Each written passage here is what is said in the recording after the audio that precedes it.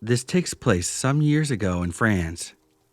We wanted to go camp in Spain with my family during the summer holidays and took our motorhome. There's my father, my mother, my little brother, 4 years old, and me, 10 years old. After traveling for a day, my father looked at the map to find a camping site. Unfortunately, it was full. It was already getting dark, so we decided to drive again for a bit and found a parking lot with a few motorhomes already there and some trucks. After getting installed and eating, we went to bed. For context, there were 2 beds in the RV, one in the back where my parents slept, and one in the front called the overcab bed, where I slept with my brother. At night, my father had the habit to go pee outside in the grass or forest, etc. This is important for the story. So after we went to bed, we chatted for a bit and slept. In the middle of the night, I woke up by hearing some noises like rustling or someone searching for something. So I thought it was my mother or father.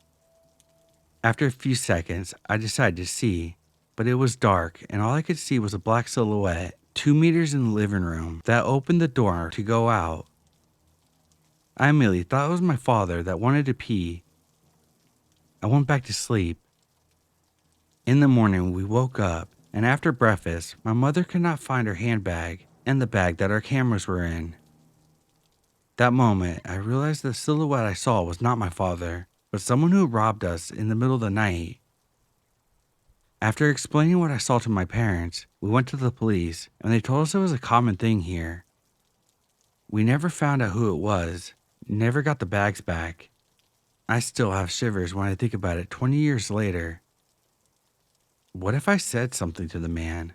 Would he have fled? Or would he have attacked us? I think we were lucky to just get robbed.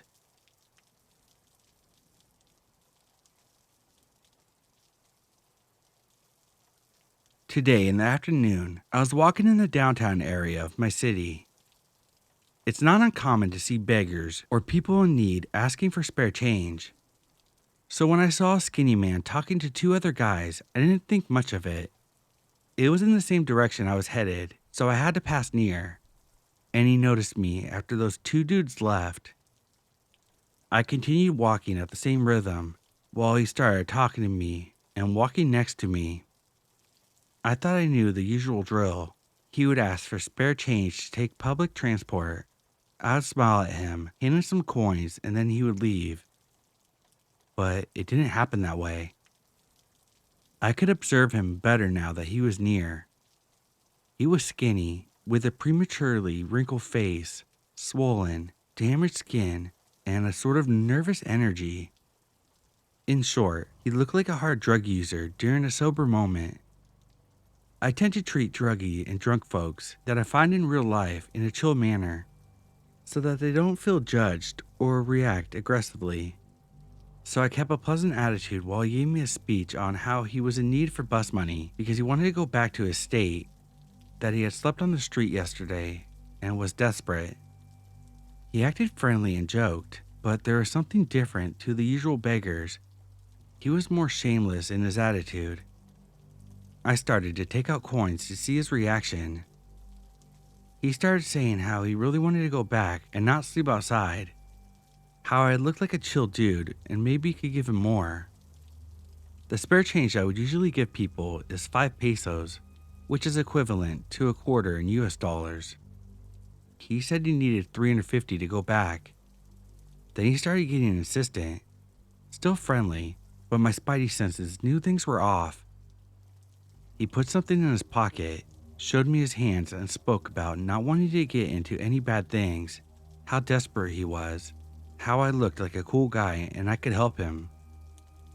The sidewalk of the streets we were walking is void of people, and his behavior, though friendly, was strange, so I tried to remain calm, open, and started slowly increasing the quantity I was going to give him, looking like I was thinking about it. I don't know. Maybe I can give you 100. I don't know if I can do 300.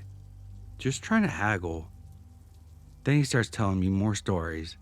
How this one time he got shanked.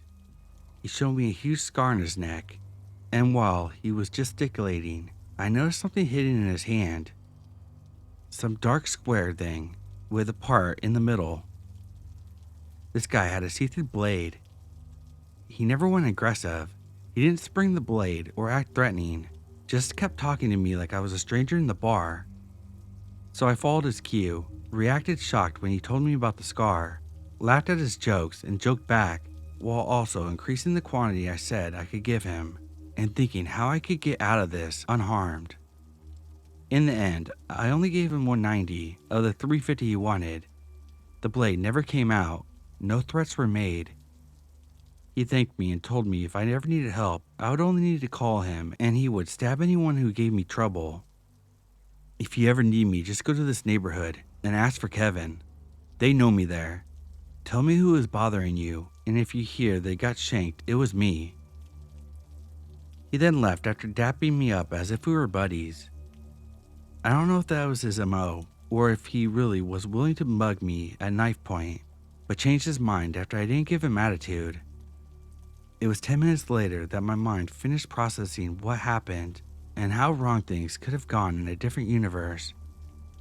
It could have been worse, but I kept my phone, my wallet, and only lost the equivalent of $10. Drug dude, I know things were cordial, but please, let's not ever meet again.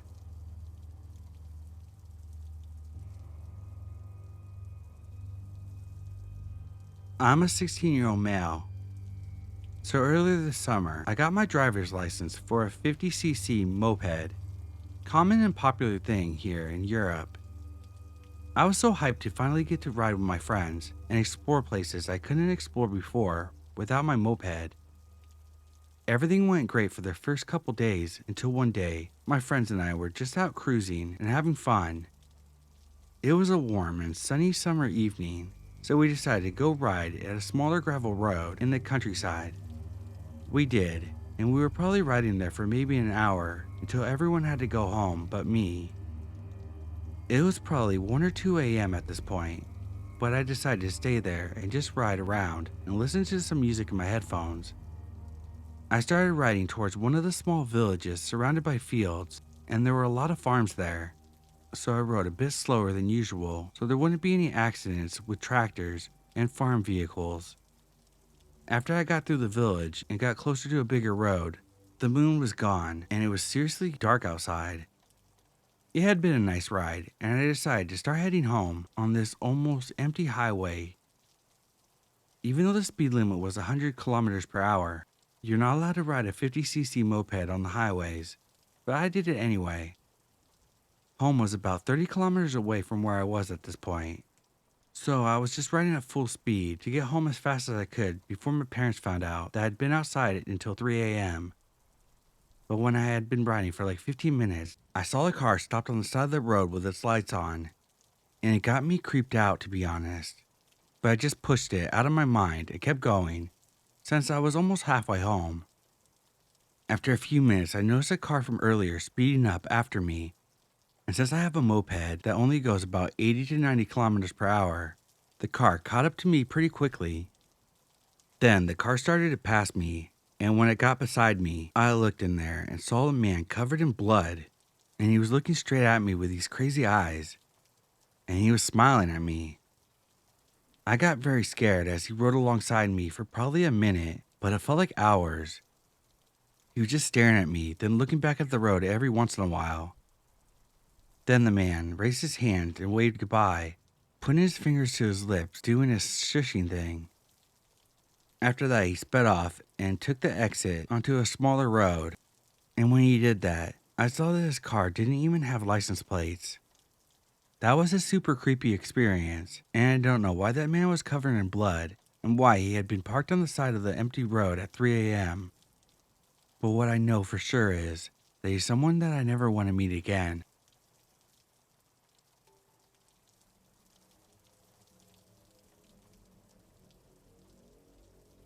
Okay, this may be a long story, but I'm ready to tell people on Reddit my story of Let's Not Meet. The first started when I was in my first year of sixth form.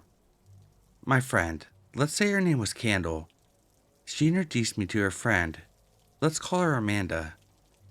I chatted with Amanda for the next 2 weeks simply because she used to message me constantly. She seemed like a nice girl at first, until she made me feel uncomfortable around her, as she used to message me, "I want to cuddle you like a big teddy bear," and similar things to that. I shot that down. She got upset and threatened to call the police on me if I didn't go on a date with her. I'm a gay guy, by the way, but I wasn't out of the closet at this point of my life. I screenshotted everything she said to me, and I showed my friend Candle, and she stated, "Yeah, I believe you. She's a compulsive liar. She lied about her teacher sexually assaulting her, and used to make things up to make her sound better than everyone else." I was so glad Candle believed me and advised me to block Amanda, which I did. Fast forward 2 years later, I was in college now and encountered her again. I didn't recognize her and was chatting to her without realizing that she was the same Amanda from 2 years prior. That was until I messaged Candle on Facebook, as Amanda told me that she knew Candle. Candle sent me a long paragraph. You do realize that's Amanda, right? Then it all came flooding back to me. She was right. It was the same girl who threatened to call the cops on me for not going on a date with her. She was dating a friend of mine in college, now my bestest friend. I tried to warn him, but he didn't listen to me. Amanda claimed to have a crush on me a second time. I shot it down right away and told her I'm not interested. She obviously took offense to that and threatened to call the police again, to which I replied, "What's police gonna do? This isn't a police matter." Which, by the look on her facial expressions, angered her even more, but she walked off. A couple of weeks go by. I ended up telling my friend about what she's been messaging me, and he obviously believed me as he saw her messages in real time. She kept asking me to go on a date and saying she liked me since day one. But here's the thing, she was in a relationship with my friend. Naturally, my friend got upset and called her right in front of me. She claimed that she had no idea what he was talking about and told him I was making up lies. Then he forgave her as she admitted it was true just a week later. To my annoyance, she began hanging out with us. I was nice to her because I didn't want to get my friend upset. She tried telling me that she had 2 children at 17, with one being 13 and the other one being 3. I thought that was odd. How is she 17 and having a 13-year-old child? She would have been 4. Something wasn't adding up. She stated that she was sexually assaulted when she was young. I should have called her out, but my friend was there, and I didn't want to upset him. She even stated that the 3-year-old child was my friend's daughter. Even he looked confused, like it was the first time he heard about this child. When she went home, I asked him. He stated, "No idea. She's never mentioned the child before, and we definitely never had sex. Very strange." Fast forward a year, and I was working in a shop. She suddenly showed up and asked to speak to me. My manager let me go on a 30-minute lunch. She was there with her friend, and she wanted to tell me that my best friend, let's officially give him a name, Marcus, was manipulating her and was always hurting her, which I knew for a fact wasn't true. Marcus wouldn't hurt a fly, but I listened to whatever else she wanted to say. She said that she was trapped in a relationship with him, and she felt scared of him. No idea if she was telling me this knowing that I did not like her. I made it seem like I believed her and headed back to work. I came home and FaceTimed Marcus and told him everything she was saying earlier that day. He started crying his eyes out because he found out she cheated on him with another guy. A friend of his showed a picture as proof and forwarded it to me. It was definitely a picture of her and some guy kissing on a bus.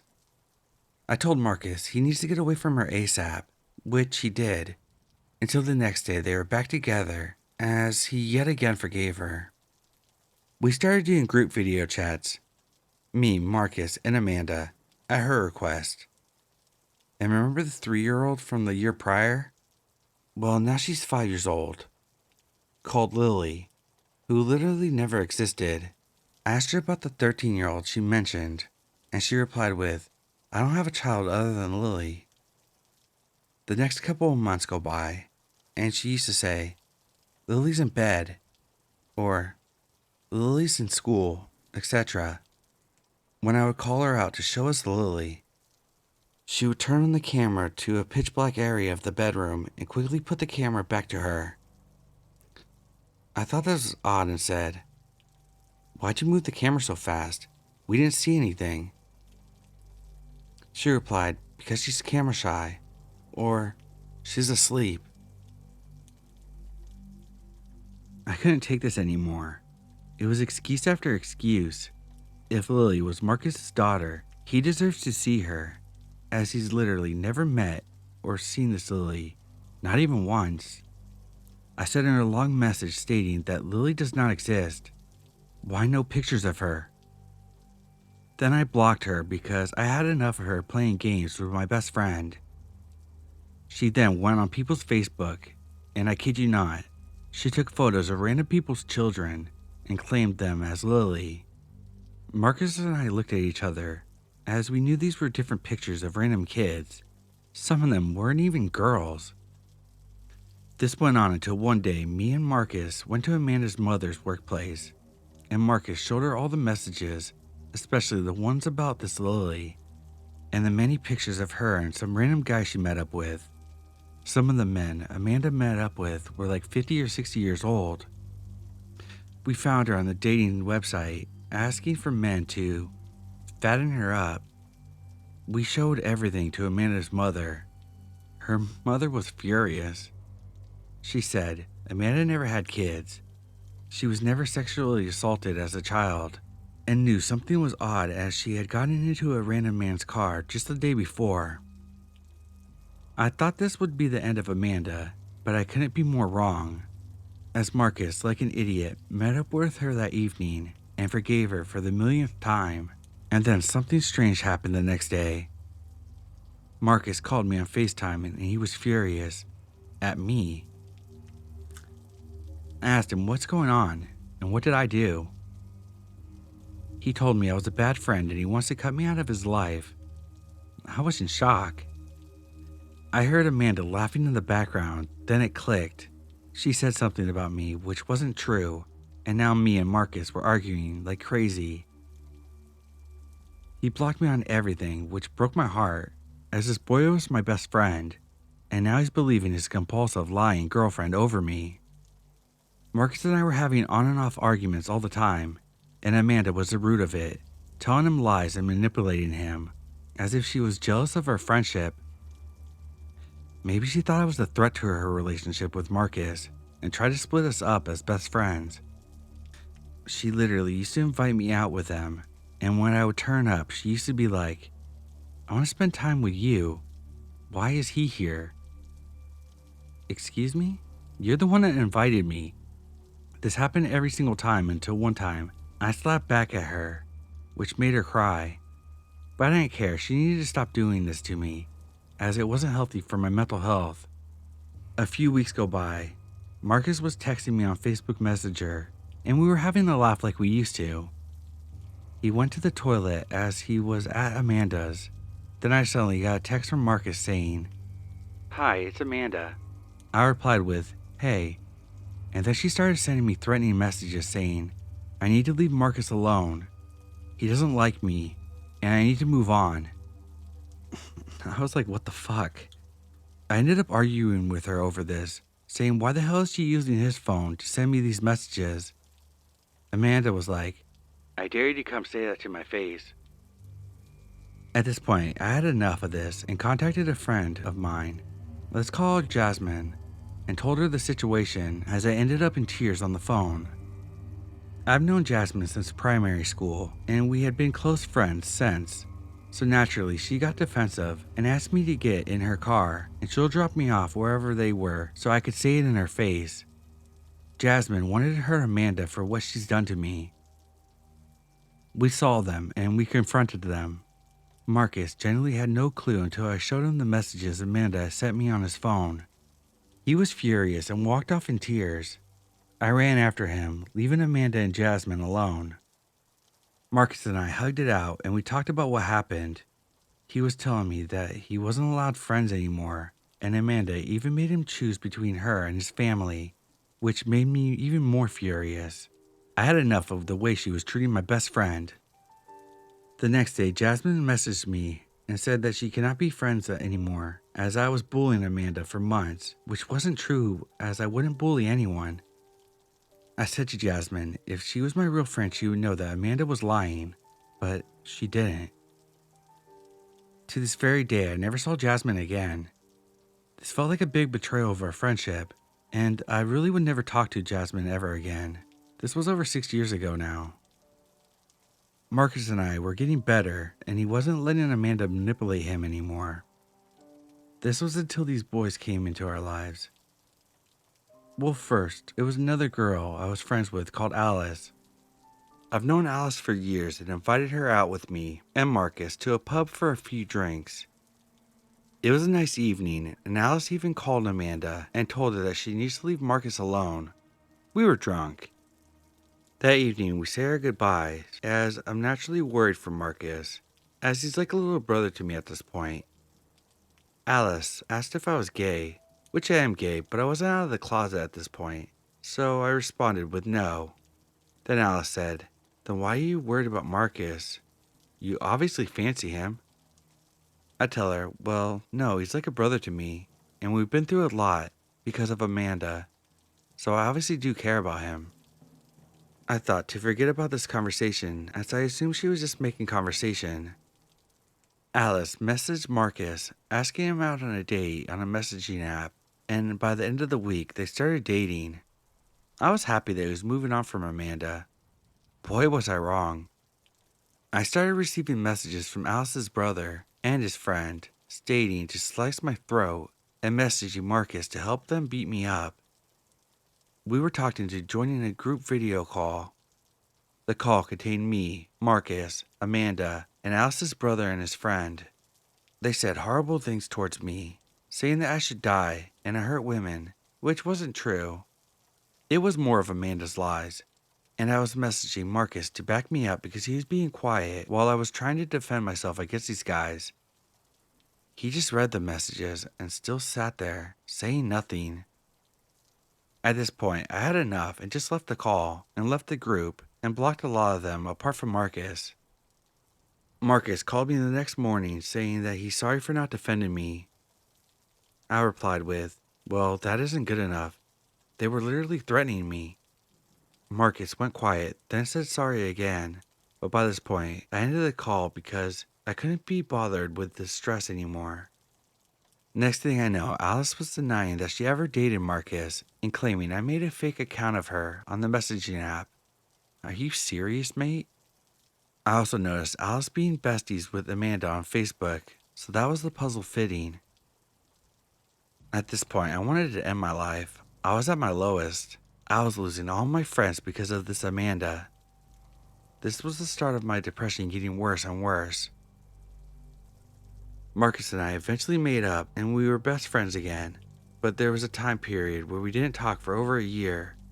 I guess that was me trying to move on with my life, but eventually we started talking again and Marcus and I met up again, just the two of us. He was saying how sorry he was for everything he's done. I said it was okay, he was under Amanda's control. Fast forward to 2024, Marcus has a new fiancée who is a lovely girl, and I'm going to be the best man at his wedding, because I stopped him from jumping every time Amanda cheated on him. I was always there for him. He now sees that I was always there for him and we're closer than ever. He even defends me a lot more nowadays and always has my back. I've seen Amanda here and there a few times, but don't acknowledge her, or them, as Amanda is now non-binary, which I don't believe, as it could just be another lie for attention, but I'm not judging. If that's how they feel, that's up to them, but that doesn't change the person who nearly destroyed my life. Last time I saw Amanda was last year at Pride. They are pointing at me showing their current boyfriend who I am. I didn't notice until my other best friend, not Marcus, pointed it out to me. That was the last time I ever saw her, and hopefully we never meet again. There's a lot of missed out on the story, as it happened over a couple years, but I just want to say, Amanda, let's never meet ever again.